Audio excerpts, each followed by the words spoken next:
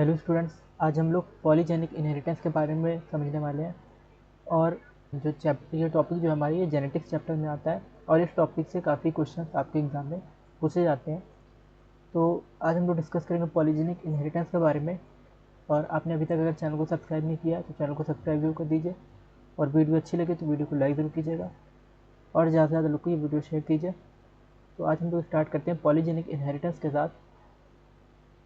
Polygenic inheritance क्या होती है कि जब कोई कैरेक्टर को या किसी कैरेक्टर को एक से ज़्यादा जीन कंट्रोल करते हैं और उसको एक जनरेशन से दूसरी जनरेशन में ट्रांसफ़र करने में हेल्प करते हैं, तो उसको हम लोग बोलते हैं पॉलीजेनिक इनहेरिटेंस। ठीक है, यानी कोई पर्टिकुलर कैरेक्टर वो एक से ज़्यादा जीन से कंट्रोल होगा। जैसे मेंडल ने जब स्टडी किया था, तो मेंडल ने सिंगल कैरेक्टर और सिंगल जीन पे स्टडी किया था कि किस तरह से एक जीन एक कैरेक्टर को ट्रांसफ़र कर रहा है एक जनरेशन से दूसरी जनरेशन में। जैसे टीटी हम लोग जीन ले रहे थे तो टॉलनेस को इनहेरिट कर रहा था पेरेंट से ऑफस्प्रिंग में, और स्मॉल टी ले रहे थे तो वो डॉफनेस को इनहेरिट कर रहा था पेरेंट से किसमें, ऑफस्प्रिंग में। लेकिन यहाँ पे हम लोग बात करते हैं कि एक से ज़्यादा जीन जब किसी एक पर्टिकुलर कैरेक्टर को कंट्रोल करते हैं, यानी उसमें क्या होंगे। जैसे एक एग्जांपल हमारा यहाँ पे होता है स्किन कलर। ठीक है, तो उसके बारे में हम लोग डिस्कस करेंगे। स्किन कलर का हम लोग देखते हैं, या ह्यूमंस में ही हम लोग किसकी बात करेंगे। यहाँ पे देखो पॉलीजेनिक इनहेरिटेंस में हमको ग्रेडियंट देखने को मिलता है। ठीक है, ग्रेडियंट देखने को मिलता है, यानी जब कोई कैरेक्टर एक से ज़्यादा जीन से कंट्रोल होगा तो फिर उस कैरेक्टर के बहुत सारे इंटरमीडिएट बनेंगे। ठीक है, तो कोई एक कैरेक्टर है वो बहुत सारे जीन से कंट्रोल हो रहा है, तो वहाँ पे उस कैरेक्टर के लिए बहुत सारे इंटरमीडिएट बनते हैं। अब ये इंटरमीडिएट क्या है, जैसे इंसान होते हैं तो कोई 7 फीट का है। ठीक है, और कोई क्या है उससे कुछ कम है, 6.8 है, कुछ है कोई 6.5 है, कोई 6.2 है। इस तरह से अलग अलग फीट में सबकी हाइट होती है। तो हर हाइट के हमें लोग देखने को मिलते हैं ना, 6 से 4 से लेके 6 तक डिफरेंट हाइट के लोग हमें देखने को मिलते हैं। तो ये ग्रेडियंट बन जाता है। ठीक है, और इसी तरह ग्रेडियंट स्किन कलर में भी देखने को मिलता है। जैसे कुछ लोग बहुत ज़्यादा क्या होते हैं, ब्राइट होते हैं, कुछ थोड़े जो होंगे डार्क होंगे, और इसी तरह से डिफरेंट शेड होता है उसमें। ठीक है, फेस कलर थोड़े डार्क होंगे, कुछ एकदम बिल्कुल ब्राउनिश, या उसमें ब्लैकिश ग्रेडियंट देखने को मिलेगा। तो मतलब क्या है कि डिफरेंट शेड बहुत ज़्यादा देखने को मिलते हैं स्किन कलर में भी, हाइट में भी हमें अलग अलग ग्रेड उसमें देखने को मिल रहा है। हाइट में भी क्या देखने को मिल रहा है, वेरिएशन देखने को मिल रहा है अलग अलग। तो ये जो रेंज एक देखने को मिले इसको रेंज भी कह सकते हैं हम लोग, whole range of possible heights और स्किन कलर। ये सब रिजल्ट होते हैं पॉलीजेनिक इनहेरिटेंस के, क्योंकि एक कैरेक्टर जब एक से ज़्यादा जीन से इनहेरिट होता है, ठीक, तो वहाँ पे बहुत ज़्यादा पॉसिबिलिटीज़ होती है डिफरेंट कॉम्बिनेशन बनने के, जीन्स के अलग अलग कॉम्बिनेशन बनते हैं। और इस वजह से क्या होता है कि अलग अलग शेडिंग या अलग अलग हाइट का डिफरेंस हमें देखने को मिलता है। जैसे जब हम लोग टॉलनेस की बात कर रहे थे पी प्लांट में, तो वो सिर्फ कैपिटल टी और स्मॉल टी से कंट्रोल हो रहा था। ठीक है, कैपिटल टी होता तो टॉल हो जाता था, स्मॉल टी होता तो डॉफ हो जाता था, दोनों साथ में आते थे तो हाइब्रिड बन जाता था, जिसमें से हमें क्या देखने को मिलता था, टॉल ही देखने को मिलता था। क्योंकि हाइब्रिड कंडीशन में डोमिनेंट ट्रेट क्या होता है, कैपिटल वाला, यानी टॉल वाला जो होता है वो डोमिनेंट होता है। ठीक, तो पी प्लांट में क्या था कि हाइब्रिड कंडीशन में टॉल डोमिनेंट होता था, नहीं तो टॉल और ड्रॉप दोनों देखने को मिलते थे। तो और ये सिंगल सिंगल जीन से कंट्रोल या सिंगल एलील से कंट्रोल हो रहे थे। तो यहाँ पे किसी तरीके कोई ग्रेडियंट नहीं था, कोई रेंज नहीं थी। लेकिन जब ह्यूमन हम लोग स्किन कलर की बात करें, हाइट की बात करें, तो यहाँ पे अलग अलग जीन होते हैं हमारे पास, जैसे ए, बी और सी। इस तरह के 3 जीन होते हैं, ए बी सी। ठीक है, तो अब ए बी सी से बहुत सारे कॉम्बिनेशन यहाँ पे बन जाते हैं ना। ए बी सी से क्या क्या बन सकता है, अगर हम देखें कुछ कॉम्बिनेशन, तो ए बी सी से, अच्छा ये ए बी सी कैपिटल में है तो इसका रिसेसिव भी होगा, स्मॉल ए स्मॉल बी स्मॉल सी। ठीक है, तो कैपिटल भी रहता है, डोमिनेंट भी रहता है, और रिसेसिव भी रहता है। डोमिनेंट रिसेसिव दोनों रहते हैं। इस वजह से क्या होगा, इनके बहुत सारे कॉम्बिनेशन बनेंगे। अगर आप लोग चेकर बोर्ड जैसा बनाए स्ट्रक्चर और उसमें ये गैमेट अरेंज करें, इसमें ए बी बी सी सी है तो इसमें से ए बी सी इस तरह से ये आ जाएगा, और ए बी सी में से स्मॉल ए स्मॉल बी स्मॉल सी आ जाएगा। ठीक है, अच्छा, जब सिर्फ 2 होते थे, मान लो खाली ए बी होता तो कितने बनते प्रोजेनी? जब हम लोग लॉ ऑफ इंडिपेंडेंट असॉर्टमेंट बनाते थे तो वहाँ पे 16 बनते थे, ठीक है। सिर्फ कैपिटल ए कैपिटल बी और स्मॉल बी से 16 बन जाते थे। तो यहाँ पे तो 3 3 है, ए बी सी है, ए बी सी ना, तो 4 से 16 बन रहे थे, 3 3 6, 6 से कितने बन सकते हैं? 36। 36 कॉम्बिनेशन यहाँ पे बन सकते हैं ना। तो 36 शेड बनेंगे, या 36 जो है हाइट में अगर जैसे यहाँ पे जो स्किन कलर की बात हो रही थी, तो 36 शेड बनेंगे ना। कोई एकदम ब्राइट होगा, कोई थोड़ा लाइट होगा, उससे हल्का सा डार्क होगा, लाइट डार्क, कोई जो होगा मॉडरेट डार्क होगा, कोई जो है ज़्यादा डार्क होगा, ठीक है, कोई ब्राउनिश या ब्लैकिश शेड में आ जाएगा। तो 36 शेड इस तरह से बन जाएंगे, 36 ना। तो ये जो रेंज क्रिएट हो रही है, ग्रेडियंट क्रिएट हो रहा है। यहाँ पे देखो हम लोग जीन देखें तो यहाँ पे 2 से ज़्यादा जीन है, एक जीन ए है, एक बी है, एक सी, ठीक है। तो एक या 2 से हम कह सकते हैं कि एक से ज़्यादा जीन, तो सब स्किन कलर के लिए ही है ना। टॉलनेस के लिए अगर हम लोग बात करते हैं तो सिर्फ कैपिटल टी होता। तो स्किन के लिए हम लोग बात कर रहे थे तो यहाँ पे क्या होना चाहिए था? सिर्फ कैपिटल ए और कैपिटल ए होना चाहिए था ना?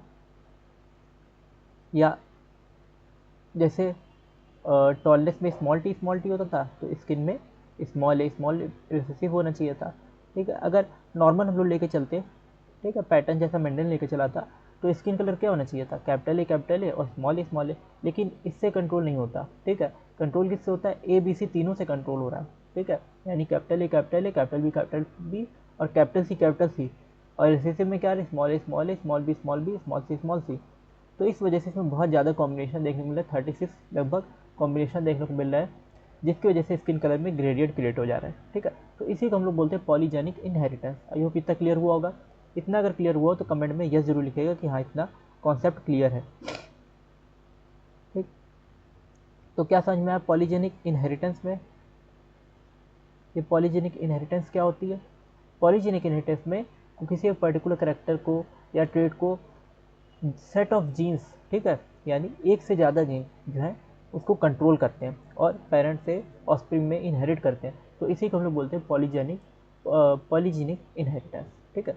पॉली का मतलब बहुत मल्टीपल और जीन का मतलब जीन्स। तो मल्टीपल जीन्स जो होते हैं वो इनहेरिट करते हैं किसी एक पर्टिकुलर ट्रेट को, ठीक। आई होप ये क्लियर होगा, ठीक है। तो इसकी वजह से डार्कनेस या लाइटनेस स्किन की डिटरमाइन होती है किसी एक इंडिविजुअल में या ऑस्प्रिंग में। तो हमने क्या पढ़ा पॉलीजेनिक इनहेरिटेंस के बारे में? इसमें हमने देखा कि इसमें पॉलीजेनिक इनहेरिटेंस में एक से ज़्यादा जीन होते हैं जो किसी एक पर्टिकुलर ट्रेट को कंट्रोल करते हैं। जैसे एग्जांपल हमने लिया था स्किन कलर का। तो ह्यूमन में जो स्किन कलर होता है उसको कौन कौन कंट्रोल करता है? तो वहाँ पे ए बी सी ये 3 जीन होते हैं जो इसको कंट्रोल करते हैं, ए बी बी सी सी, ठीक है। ये कैपिटल भी हो सकते हैं, स्मॉल भी हो सकते हैं। तो ये 3 जीन है जो इस पर्टिकुलर कैरेक्टर को कंट्रोल कर रहा है, जिस वजह से क्या हो रहा है कि इसका एक ग्रेडियंट बन जा रहा है, ठीक है। यानी बहुत ज़्यादा इसमें वेरिएशन देखने को मिल रही है, अलग अलग रिजल्ट आ रहे हैं, ठीक। जैसे कोई इंसान है उसकी हाइट होगी 6.1, कोई है उसकी 6.2, कोई है उसकी 6.3, कोई 6.4, कोई 6.5। तो इस तरह से रेंज पूरी बन जाएगी ना। 4 to 7 तक में पॉइंट डेसिमल में पूरी रेंज बन जाती है। जैसे स्किन कलर की बात करें, वो भी एग्जाम्पल हो सकता है। तो स्किन कलर में क्या होगा? स्किन कलर में इसमें भी पूरी रेंज बन जाएगी, ठीक है। कोई ब्राइट होगा, ठीक है। जैसे आप लोग यूरोप वगैरह में जाके देखें, चाइना जापान एकदम गोरे लोग देखने को मिलेंगे, अमेरिका वगैरह में भी, ठीक है। और कुछ क्या होंगे थोड़े से हल्के से डार्क कलर, जैसे चाइना वगैरह में जाके देखें, ठीक है। तो या इंडिया में देखें तो थोड़े से लाइट जो है हल्के से डार्क शेड आ जाता है, ठीक। लेकिन जब और आप जाएंगे वेस्ट इंडीज, श्रीलंका साइड, ठीक है, इन सब जगहों पे, अफ्रीका साइड, तो यहाँ पे एकदम ब्लैकिश पीपल आपको देखने को मिलेंगे, ठीक है। तो इस तरह से बहुत ज़्यादा वेरिएशन देखने को मिलता है अलग अलग जगह के ह्यूमंस के स्किन कलर पे, ठीक है। तो ये जो वेरिएशन होता है ना, ये एक ग्रेडियंट या एक रेंज क्रिएट कर देता है, और ये पॉलीजेनिक इनहेरिटेंस की वजह से ही होता है, ठीक है। क्योंकि बहुत सारे जीन होते हैं और वो एक स्किन कलर को या हाइट को, ह्यूमन की हाइट को कंट्रोल कर रहे हैं, जिस वजह से क्या होगा कि बहुत सारे कॉम्बिनेशन बनने की पॉसिबिलिटीज़ यहाँ पे होगी ना। बहुत सारे कॉम्बिनेशन बन सकते हैं ए बी बी सी सी से। तो इस वजह से क्या होगा कि यहाँ पे ग्रेडियंट या रेंज हमें देखने को मिलती है। अगर हम लोग बात करें तो ये इन्फ्लुएंस ऑफ इन्वायरमेंट भी इसमें हमें देखने को मिलता है। ये भी इंपॉर्टेंट चीज़ है कि पॉलीजेनिक इनहेरिटेंस में हमको इन्फ्लुएंस ऑफ इन्वायरमेंट भी देखने को मिलेगा, ठीक है। यानी जिस इन्वायरमेंट में जो होगा उसी हिसाब से जीन का एक्सप्रेशन होगा, ठीक है, क्योंकि अफ्रीका साइड बहुत गर्मी होती है तो वहाँ पे मेलेनिन पिगमेंट ज़्यादा प्योर होता है लोगों में, इस वजह से वो डार्क हो जाते हैं। ठीक है, यूरोप साइड वगैरह में इतनी गर्मी नहीं होती, ठंडी जगह है सब, तो वहाँ पे क्या होता है कि मेलेनिन पिगमेंट की इतनी रिक्वायरमेंट नहीं है, तो लोग क्या होते हैं थोड़े ब्राइट कलर के हो जाते हैं। तो इस पे स्किन कलर पे भी इन्वायरमेंट का इफेक्ट पड़ता है। ठीक, यानी पॉलीजेनिक इनहेरिटेंस क्या है, जिसपे इन्वायरमेंट का भी इफेक्ट पड़ रहा है। आई होप इतना क्लियर हुआ होगा। इतना अगर क्लियर हुआ तो कमेंट में यस जरूर लिखेगा। नेक्स्ट अब हम लोग डिस्कस करने वाले प्लियोट्रॉपी के बारे में। ठीक है, कि प्लियोट्रॉपी क्या होती है। ठीक, तो प्लियो मतलब क्या होता है, प्लियो मतलब प्लूरल और ट्रॉपी मतलब इफेक्ट, प्लूरल इफेक्ट। ठीक है, जब एक ही जीन का एक से ज़्यादा, ठीक है, इफेक्ट देखने को मिलेगा, एक ही जीन का एक से ज़्यादा इफेक्ट देखने को मिलता है, यानी अलग अलग कैरेक्टरिस्टिक्स पे सिंगल जीन जो है अलग अलग कैरेक्टरिस्टिक पे इफेक्ट शो करता है, तो इसको हम लोग बोलते हैं प्लियोट्रॉपी। ठीक, effect of a gene on a single phenotype और ट्रेट, ये तो हमने अभी तक देखा। ठीक है, एक सिंगल जीन का सिंगल फिनोटाइप पे या एक से ज़्यादा जीन का सिंगल फिनोटाइप पे इफेक्ट पड़ रहा है। लेकिन अब हम क्या देखते हैं, a single gene can exhibit multiple phenotypic expression. ठीक है, एक ही जीन जो है वो अलग अलग एक्सप्रेशन शो करने में हेल्पफुल है ना। इसको हम लोग बोलते हैं प्लियोट्रॉपिक जीन। क्या बोलते हैं, प्लियोट्रॉपिक जीन। जब एक जीन जो होता है वो अलग अलग इफेक्ट प्रोड्यूस करता है तो उसको हम क्या बोलते हैं, प्लियोट्रॉपिक जीन।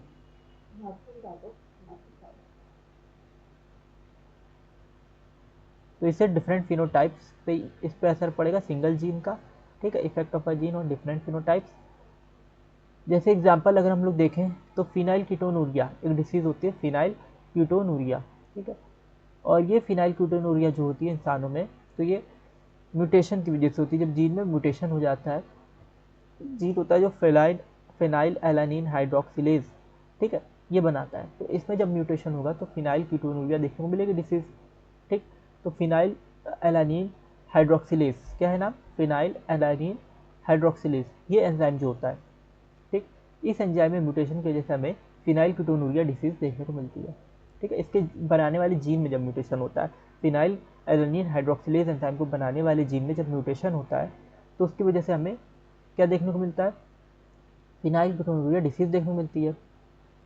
और इसकी वजह से क्या होता है, इसके जो फिनोटिपिक एक्सप्रेशन हम देखें तो इसमें मेंटल रिटार्डनेस भी हो जाती है, यानी इसका असर ब्रेन पे भी पड़ता है। ठीक है, तो मेंटल जो है इसका मेंटल हेल्थ पे भी इसका असर पड़ता है।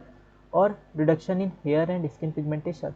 ठीक है, बालों के और स्किन के पिगमेंटेशन में भी रिडक्शन हो जाता है, यानी लोग बहुत ज़्यादा वाइट वाइट से होने लग जाते हैं फिनाइल कीटोनूरिया डिसीज़ में। ठीक, तो या पैचेस पड़ जाएंगे बॉडी पे, तो इस तरह का भी देखने को मिलता है, बॉडी पैचेस भी देखने को मिल सकते हैं।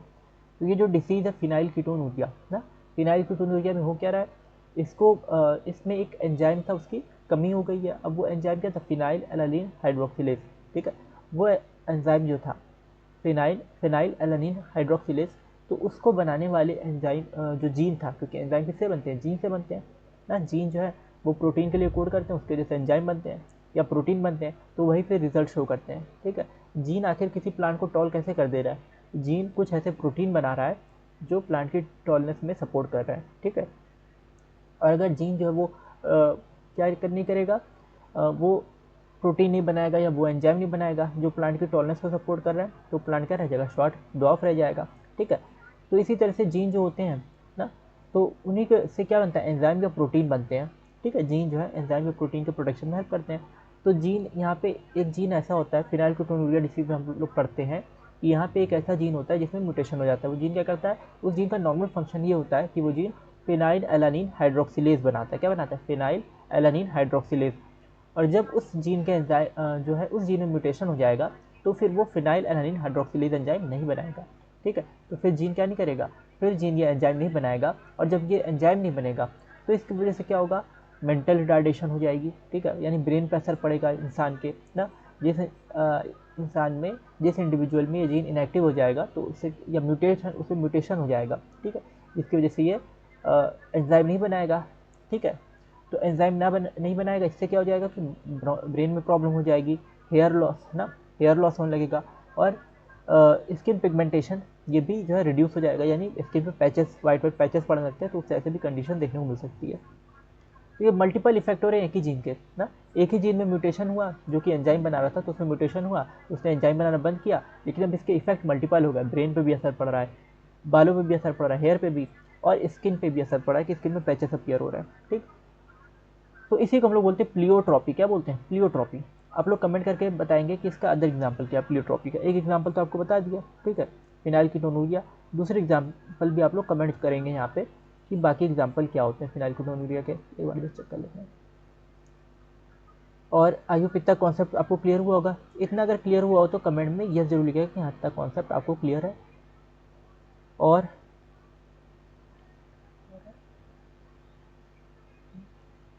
तो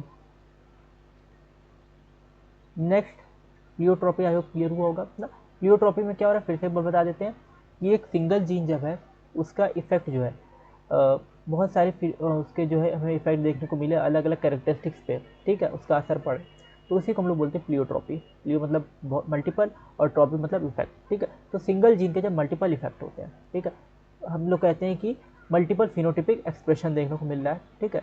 तो फिनोटाइप्स या मॉर्फोलॉजी में बहुत ज़्यादा चेंजेस देखने को मिल रहा है, तो इसी को बोलते हैं, और वो सिंगल जीन की वजह से हो रहा है, तो इसको हम लोग बोलते हैं प्लियोट्रॉपी, ठीक है। और प्लियोट्रॉपी जो होता है ये किसकी वजह से होता है? जैसे हम लोग एग्जाम्पल लिए थे फिनाइलकीटोनुरिया में कि इसमें जीन म्यूटेट हो जा रहा था जिसकी वजह से वो जीन पर्टिकुलर एंजाइम नहीं बना रहा था, और जब वो एंजाइम नहीं बना रहा था तो इसकी वजह से मेंटल रिटार्डनेस हो जा रही थी, ठीक है, हेयर लॉस हो रहा था और स्किन में पैचेस बन रहे थे, ठीक। आई होप इतना क्लियर हुआ होगा। दो हेडिंग हमने कवर की अभी, ठीक है, पॉलीजेनिक इनहेरिटेंस और प्लियोट्रॉपी, ठीक। अब हम लोग नेक्स्ट हेडिंग पे बढ़ते हैं, सेक्स डिटर्मिनेशन, ठीक है। सेक्स डिटर्मिनेशन या हम लोग कह सकते हैं जेंडर डिटर्मिनेशन, ठीक है। जो ऑफस्प्रिंग होते हैं, बेबी होते हैं, ठीक है, जब ह्यूमंस या कोई अदर एनिमल जो है रिप्रोडक्शन करते हैं तो उनके जो ऑफस्प्रिंग बनते हैं तो उनका जेंडर क्या होगा, उनका सेक्स क्या होगा, तो इसको हम लोग बोलते हैं सेक्स डिटर्मिनेशन, ठीक है। मेल होगा या फीमेल होगा, ये चीज़ डिटरमाइन करना। तो इसमें कुछ चीज़ें हम लोग समझते हैं कि सेक्स डिटर्मिनेशन में क्या क्या आता है। इसके लिए इंसेक्ट्स वगैरह पे एक्सपेरिमेंट किए गए, ठीक है।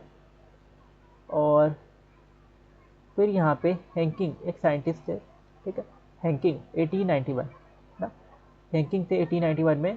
तो इन्होंने इंसेक्ट के यानी ग्रास हॉपर वगैरह में उसके स्पर्म, जो स्पर्मेटोजेनेसिस चल रहा था, जो स्पर्म बन रहा था, तो उसमें उन्होंने देखा उनके न्यूक्लियर स्ट्रक्चर को, ठीक है, उसके न्यूक्लियर स्ट्रक्चर को देखा, और इन्होंने क्या बताया, 50% स्पर्म में एक्स बॉडी होती है, ठीक है, और 50% स्पर्म, ठीक है, एक्स को रिसीव नहीं करते हैं ना,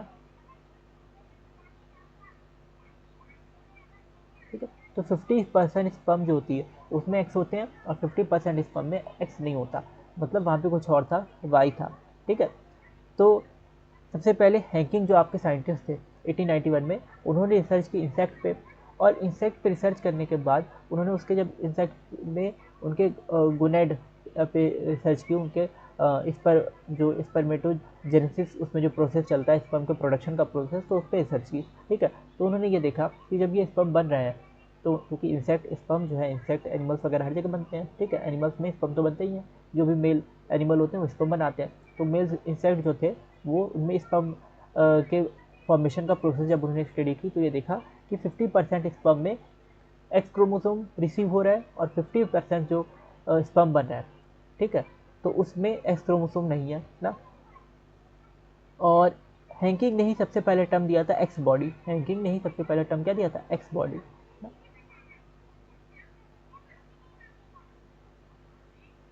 और इसमें जो लार्ज नंबर ऑफ इंसेक्ट्स थे, ठीक है, तो लार्ज नंबर ऑफ इंसेक्ट में यहाँ पे उन्होंने देखा कि सेक्स डिटर्मिनेशन जो होता है ये एक्सो टाइप का होता है। क्या होता है?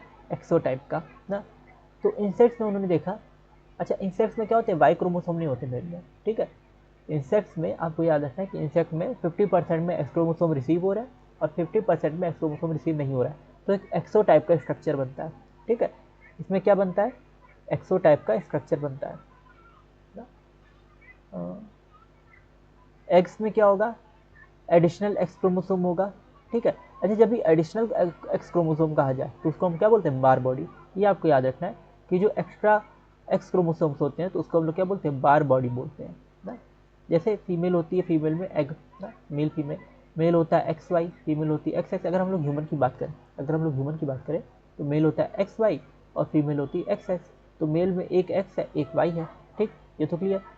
फीमेल में क्या है, एक्स एक्स है। देखो फीमेल में तो एक एक्स तो है ही, लेकिन दूसरा क्रोमोसोम भी क्या एक्स है, ये क्रोमोसोम है इसके, सेक्स क्रोमोसोम जिसको बोलते हैं, ठीक है। ये एक्स वाई, मेल का एक्स वाई और फीमेल का एक्स एक्स, ये सेक्स क्रोमोसोम्स हैं। हमारी बॉडी में टोटल 46 क्रोमोसोम होते हैं और इन 46 में से ये कितने होते हैं, 23 पेयर होते हैं, ठीक है। तो 46 में से 44 जो होते हैं ये ऑटोसोम्स होते हैं, यानी बॉडी में हम लोग के डिफरेंट पार्ट्स में देखने को मिलेंगे ये क्रोमोसोम्स, ठीक है। तो ये ऑटोसोम्स जो होते हैं ये लगभग बॉडी के हर पार्ट में देखने को मिलेंगे। लेकिन जो 2 क्रोमोसोम्स होते हैं, 46 में से 44 क्या हो गए, ऑटोसोम्स हो गए। यहाँ पे लिख देते हैं 44 हो गया ऑटोसोम ना। तो ये हो गए 44 ऑटोसोम्स, और 2 जो हो गए ये क्या होते हैं, सेक्स क्रोमोसोम जो, ठीक है। अब मेल में ये एक्स वाई होते हैं और फिर ये जो बच्चे वाले 2 हैं ना, ये मेल में क्या होते हैं एक्स वाई और फीमेल में क्या होते हैं एक्स एक्स, ठीक है। तो सेक्स क्रोमोसोम जो होते हैं मेल में एक्स वाई और फीमेल में एक्स एक्स, ठीक है। तो जब हम लोग देखते हैं कि मेल में तो एक्स वाई नॉर्मल है, लेकिन फीमेल में एक्स एक्स, तो इसमें क्या होता है, एक एक्स वाई दूसरा क्रोमोसोम भी एक्स है। तो ये जो एक्स्ट्रा क्रोमोसोम होता है इसको हम लोग बोलते हैं बार बॉडी। क्या बोलते हैं, बार बॉडी। ये भी आपको याद रखना है कि एक एक्स क्रोमोसोम तो होता ही है फीमेल में, दूसरा एग में दूसरा भी एक्स क्रोमोसोम होता है, तो उसको हम लोग बोलते हैं बार बॉडी, ठीक। तो इससे जब एग बनेगा तो दोनों एग में अलग अलग एक्स चला जाएगा, तो सिर्फ एक्स वाले ही एग बनेंगे। जबकि स्पर्म 2 तरह के बन सकते हैं, एक एक्स वाले स्पर्म और एक वाई वाले स्पर्म। तो ह्यूमन में ये पॉसिबल है कि ह्यूमन में क्या हो सकता है, एक एक्स वाले स्पर्म बन सकता है एक वाई वाले स्पर्म, और फीमेल में एक एक्स वाला, दोनों एक्स वाले एग ही बनेंगे, ठीक है। फिर लेकिन हम लोग इंसेक्ट में जब देखें तो इंसेक्ट में किस तरह का होता है, इंसेक्ट में एक्सो टाइप का होता है सेक्स डिटर्मिनेशन, वहाँ पे वाई क्रोमोसोम नहीं होता है। यहाँ पे जैसे आपको जो इंसेक्ट दिया हुआ है, यहाँ पे कौन सा दे रखा है, ड्रोसोफिला। ड्रोसोफिला में तो दिखा है एक्स वाई और एक्स एक्स, लेकिन ज़्यादातर इंसेक्ट में क्या होता है कि वाई क्रोमोसोम नहीं होता, या तो एक्स क्रोमोसोम आएगा या तो एक्स क्रोमोसोम नहीं आएगा। अगर एक्स क्रोमोसोम आ रहा है गेमेट में तो उसको बोलेंगे एक्स टाइप गेमेट, ठीक है, यानी वो एग या स्पर्म जो भी है, ठीक। एक्स कंटेनिंग स्पर्म और एक्स कंटेनिंग एग। लेकिन अगर एक्स क्रोमोसोम नहीं आ रहा है इंसेक्ट में तो उसको क्या बोलेंगे, वो नॉर्मल हो जाएगा गेमेट या स्पर्म या एग, ठीक है। लेकिन ड्रोसोफिला में क्या होता है, एक्स वाई होता है, मतलब ड्रोसोफिला में जो है हमें ह्यूमन के जैसे ही देखने को मिलता है। मेल में जैसे एक्स वाई था ड्रोसोफिला में, तो इसके मेल में भी एक्स वाई होता है। फीमेल में एक्स एक्स है तो ड्रोसोफिला के फीमेल में भी एक्स एक्स होता है। तो इसमें नॉर्मल इंसानों की तरह ही देखने को मिलता है, ठीक है, क्रोमोसोम्स। लेकिन ज़्यादातर इंसेक्ट्स यहाँ पे देखें दिया नहीं है, लग रहा एक्सो वाला। तो ज़्यादातर इंसेक्ट्स जो होते हैं ना, तो वो क्या होते हैं, एक्सो टाइप के होते हैं, ठीक। यानी उसमें या तो गैमेट में एक्स क्रोमोसोम आएगा या तो एक्स क्रोमोसोम नहीं आएगा। और इन्हीं एक्स क्रोमोसोम को हिंकिंग ने क्या था, एक्स बॉडी कहा था, ठीक है। एक्स क्रोमोसोम यहाँ पे बना के भी दिखा दिया गया ऐसे लंबा सा इस तरह का, और वाई थोड़ा सा तिरछा करके दिखा दिया गया ना। इसी तरह के क्रोमोसोम दिखते हैं, अगर माइक्रोस्कोप में आप देखेंगे तो एक्स वाई इसी तरह के दिखेंगे आपको, ठीक। तो एक और चीज़ यहाँ पे होती है वो आपको बता देते हैं।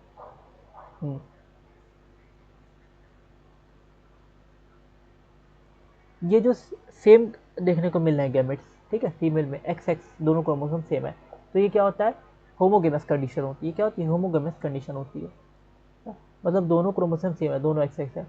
और यहाँ पे मेल में क्या होता है, हेट्रोगेमेटिक कंडीशन होती है ना। तो ये मेल में हेट्रोगेमेट होते हैं, ठीक है, एक्स वाई। इसी तरह से यहाँ पे भी ड्रोसोफिला में भी फीमेल में एक्स एक्स होता है, होमोगेमिट कंडीशन होती है, होमोगेमस बोलते हैं। और फिर मेल में एक्स वाई होता है, यानी हेट्रोगेमस कंडीशन होती है ना। होमोगेमेटिक और हेट्रोगेमेटिक कंडीशन, होमोगेमेटिक या हेट्रोगेमेटिक भी बोल सकते हैं।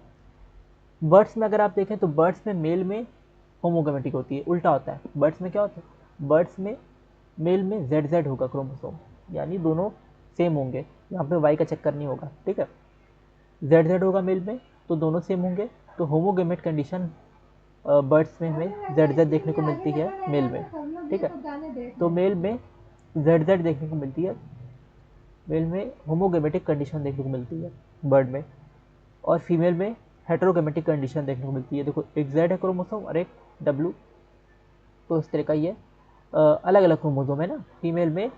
बर्ड्स में यहाँ पे हैंस का एग्जांपल लिया है, हैन का कॉक का, तो इसमें हैन में क्या देखने को मिल रहा है, जेड डब्ल्यू, ठीक है, दोनों क्रोमोसोम अलग अलग है। जबकि हम लोग ड्रोसोफिला में देख रहे थे तो यहाँ पे मेल में एक्स वाई था और मेल में ह्यूमन में मेल में एक्स वाई था, ठीक है, इनमें डिफरेंस था। लेकिन यहाँ पे बर्ड में फीमेल में जेड डब्ल्यू इस तरह का ना डिफरेंट वाला है। तो ये हेटेरोगेमेटिक कंडीशन यहाँ पे बर्ड्स में फीमेल में देखने को मिलती है, इतना याद रखना है आपको, ठीक है। आई होप इतना क्लियर हुआ होगा। इतना अगर क्लियर हुआ हो तो कमेंट में यस जरूर लिखेगा कि हाँ इतना कॉन्सेप्ट क्लियर है। कमेंट एक बार चेक कर लें। और जो भी आपका डाउट या क्वेरी थी आप यहाँ पे कमेंट सेक्शन में पूछ सकते हैं। और आपने अगर अभी तक हमारा टेलीग्राम चैनल ज्वाइन नहीं किया तो टेलीग्राम चैनल जरूर ज्वाइन कर लीजिए। वहाँ पे आपको नीट के मॉड्यूल्स प्रोवाइड किए जाते हैं जिससे आपको अलग से नोट्स वगैरह ना बनाना पड़े। और वहाँ पे MCQs भी उसमें रहते हैं, ऑब्जेक्टिव क्वेश्चंस रहते हैं, तो उससे आपकी क्वेश्चन प्रैक्टिस भी हो जाएगी, क्योंकि MCQs ही आते हैं नीट के एग्जाम में, MCQs आते हैं। तो मॉड्यूल आप डाउनलोड कर लीजिएगा टेलीग्राम चैनल से और उसकी प्रैक्टिस कीजिए। उसमें आपको कॉन्सेप्ट्स के उसमें वो भी लिखा हुआ है, इंक्लूडेड है, तो वो भी आप लर्न कर सकते हैं। और MCQs ज़्यादा से ज़्यादा अटैम्प्ट कीजिएगा उससे, ठीक है। तो यहाँ पे जो है आई होप इतना क्लियर हुआ होगा। इतना अगर क्लियर हुआ हो तो कमेंट में यस जरूर लिखेगा। और जो भी लोग वीडियो देख रहे हैं वीडियो को लाइक जरूर कीजिए और ज़्यादा से ज़्यादा लोग को वीडियो शेयर कीजिए, जिससे जो लोग भी हमारे साथ लाइव नहीं जुड़ पाए वो भी हमारे साथ लाइव जुड़ जाए और ये लेक्चर अटेंड कर लें, अच्छे से कॉन्सेप्ट समझ लें। तो हेंकिंग ने एक्स बॉडी की डिस्कवरी की, जिसको हम लोग अब क्या कहते हैं, एक्स क्रोमोसोम कहते हैं। यहाँ पे बात हम कर रहे थे कि इंसेक्ट में एक्सो टाइप का होता है, एडिशनल क्रोमोसोम, ठीक है, और अदर क्रोमोसोम्स ऑटोसोम्स देखने को मिलेंगे। स्पर्म्स, कुछ स्पर्म्स एक्स क्रोमोसोम होते हैं, ठीक है, और कुछ में एक्स क्रोमोसोम नहीं होता तो एक्सो टाइप का हो जाएगा ना। एक्स जो होते हैं उसमें एक्स क्रोमोसोम देखने को मिलेगा, ठीक है। अब eggs fertilized by sperm having an X chromosome become females and those fertilized by sperms that do not have an X chromosome becomes male, ठीक है। तो जिसमें X क्रोमोसोम नहीं जाएगा वो मेल हो जाएगा ना। इस तरह से जब इंसेक्ट जब रिप्रोडक्शन करते हैं, देखो इंसेक्ट जब रिप्रोडक्शन करेंगे तो इंसेक्ट में क्या बताया आपको, क्या होता है, XX होता है। इंसेक्ट में क्या होता है, या तो XX होगा या तो XO होगा, ठीक है। तो फीमेल में होता है XX, मेल में होता है XO, यानी एक क्रोमोसोम होता है एक एब्सेंट होता है। फीमेल में दोनों क्रोमोसोम होते हैं, ठीक। तो अब जब ये रिप्रोड्यूस करेंगे तो क्या क्या बनेगा, यहाँ पे एक्स एक्स बन सकता है, ठीक है, और क्या बन सकता है, एक्स ओ बन सकता है ना। और फिर जब ये एक्स इस एक्स से करेगा तो फिर से एक्स एक्स बन जाएगा ना। और जब ये एक्स इस ओ से करेगा तो फिर से एक्स ओ बन जाएगा। तो ये जितने भी एक्सओ वाले हैं ये क्या हो जाएंगे, मेल, और जो एक्स एक्स वाले हैं ये फीमेल हो जाएंगे, ठीक है। क्योंकि एक्स एक्स वाले जो हैं इसमें दोनों एक्स क्रोमोसोम आए हैं, ठीक है, गैमेट के थ्रू, तो ये फीमेल बन जाएंगे। और ये एक्सओ वाले जो हैं ना, इसमें एक एक्स क्रोमोसोम तो आया फीमेल से, लेकिन दूसरा मेल से कोई क्रोमोसोम नहीं आया, ठीक है। फीमेल से एक्स क्रोमोसोम आया, मेल से कोई सेक्स क्रोमोसोम नहीं आया, तो इसकी वजह से ये क्या बन जाएंगे, मेल बन जाएंगे ना। तो ये इंसेक्ट में इस तरह का देखने को मिलता है, एक्स एक्स और एक्सओ टाइप का कंडीशन।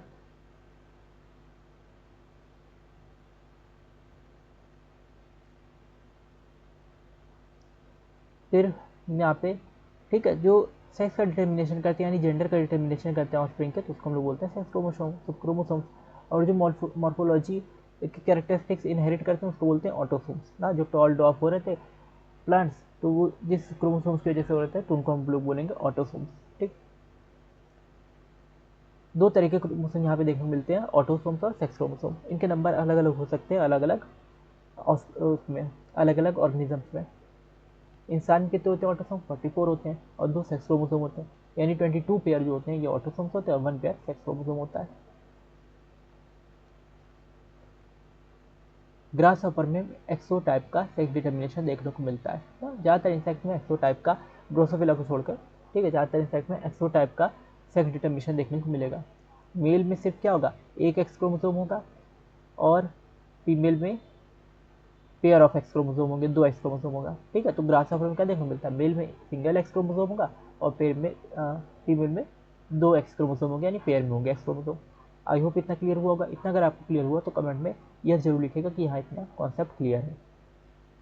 और नेक्स्ट देखो यहाँ पे वही चीज़ें लिखें जो भी आपको एक्सप्लेन किया है ना, X Y type Y chromosomes,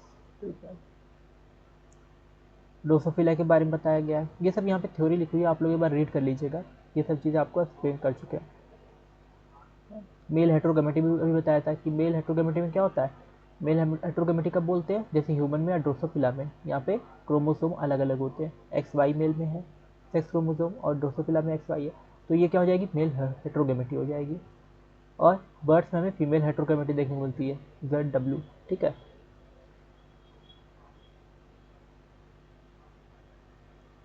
female हेट्रोगेमेटी birds पे देखने को मिलेगी, वही चीज़ यहाँ पे लिखी है कि फीमेल बर्ड में ZW देखने को मिलेगा। तो आई होप इतना कॉन्सेप्ट क्लियर हुआ होगा। इतना अगर कॉन्सेप्ट क्लियर हुआ तो कमेंट में यस जरूर लिखिए।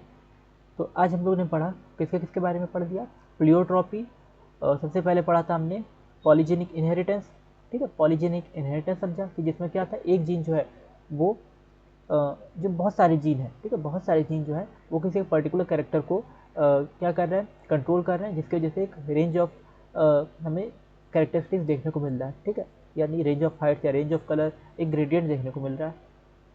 और प्लियोट्रॉपी देखा जिसमें सिंगल जीन जो है एक से ज़्यादा इफेक्ट प्रोड्यूस कर रहा है, जैसे फिनाइलकेटोनुरिया में, ठीक है, इसकी वजह से बार्डनेस भी हो सकती है, मेंटल प्रॉब्लम भी हो सकती है और स्किन में पैचेस भी पड़ सकते हैं, ठीक है। इसके बाद हमने सेक्स डिटर्मिनेशन देखा कि एक्स क्रोमोसोम या एक्स बॉडी की डिस्कवरी हैंगिंग ने की, ठीक है। और इसमें सेक्स डिटर्मिनेशन जब होता है तो ये ह्यूमन में किस तरह से होता है, ठीक है, और ड्रोसोफिला में और बर्ड्स में किस तरह से होता है, ये हमने समझा, ठीक है। कि ह्यूमन में एक्स वाई क्रोमोसोम होते हैं और एक्स एक्स क्रोमोसोम होते हैं, ठीक है, फीमेल में एक्स वाई और फीमेल में एक्स एक्स, ठीक है, कि मेल हेट्रोगेमेटिक होता है और फीमेल होमोगेमेटिक होती है। इसी तरह से ड्रोसोफिला में देखा कि मेल हेट्रोगेमेटिक होता है, फीमेल होमोगेमेटिक होती है। और बर्ड्स में मेल होमोगेमेटिक होता है ZZ और फीमेल हेट्रोगेमेटिक ZW होती है, ठीक। और ग्रास हॉपर में एक्सो टाइप का देखने को मिलता है हमें, ठीक है।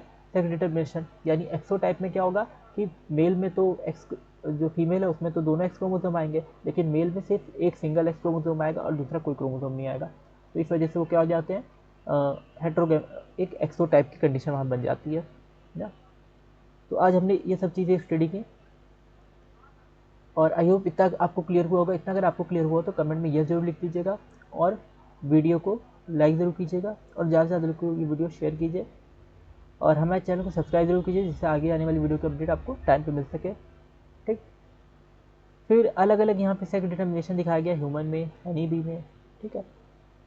तो इसको हम लोग नेक्स्ट लेक्चर में कवर करेंगे ना, ह्यूमन में किस तरह से सेक्स डिटर्मिनेशन होता है और हनी बी में किस तरह से सेक्स डिटर्मिनेशन होता है, ठीक है। और आप हमें फेसबुक पे ज्वाइन कर सकते हैं, टेलीग्राम, व्हाट्सएप, ठीक है, और इंस्टाग्राम, हर जगह हमारे अकाउंट अवेलेबल है, हमारे चैनल ग्रुप्स अवेलेबल हैं जैसर बायोलॉजी क्लासेस के नाम से या जैसर क्लासेस के नाम से। तो आप लोग जहाँ पर भी आपकी आसानी हो, व्हाट्सएप में, इंस्टाग्राम पे या टेलीग्राम पर आप हमें ज्वाइन कर सकते हो, जो भी आपकी क्वेरी या डाउट रहती है आप कमेंट करके पूछ सकते हैं, ठीक है।